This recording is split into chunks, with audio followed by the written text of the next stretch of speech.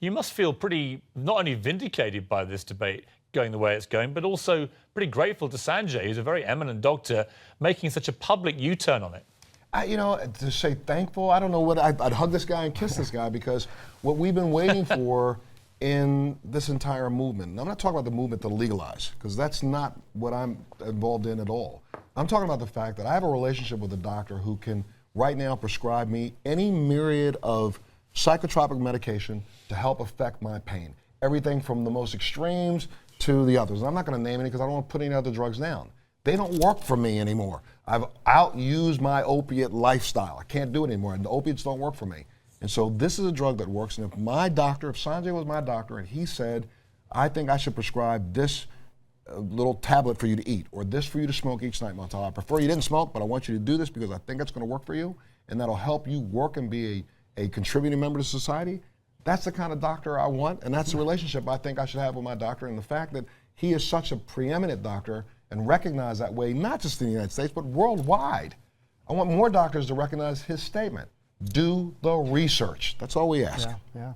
Good point. Now, Sanjay, you've got enormous ratings for this special on Sunday, some of the biggest ratings CNN's had outside of breaking news in a very long time, showing that there's vast interest in this subject. America is moving slowly but inexorably, many believe, towards at least bringing in medical use of cannabis in a legalized way, and possibly even recreationally. You've been keen, I think, to stress the medical benefits, not straying too far into recreational, similar position to Montel.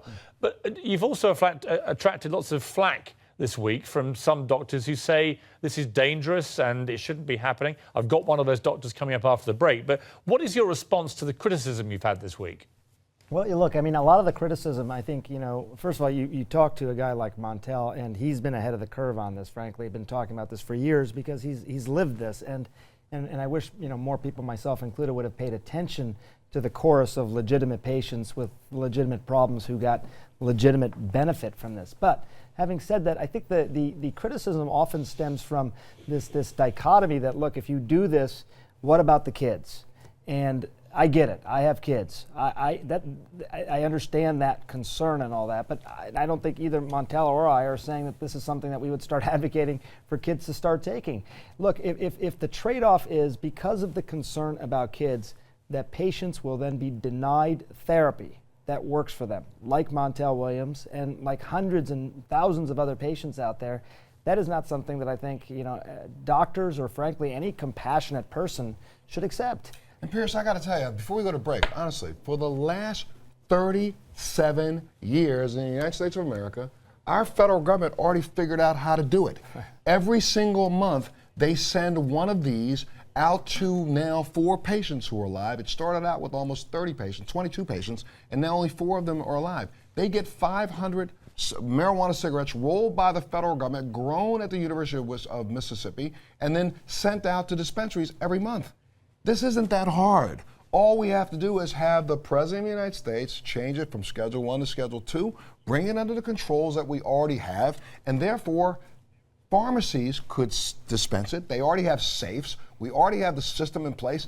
And if our government has been testing it, growing it, and selling it for 37 years, how long is it going to take them to figure it out? There is a hypocrisy here, Piers. It's amazing. Yeah. I mean, that is an example of hypocrisy.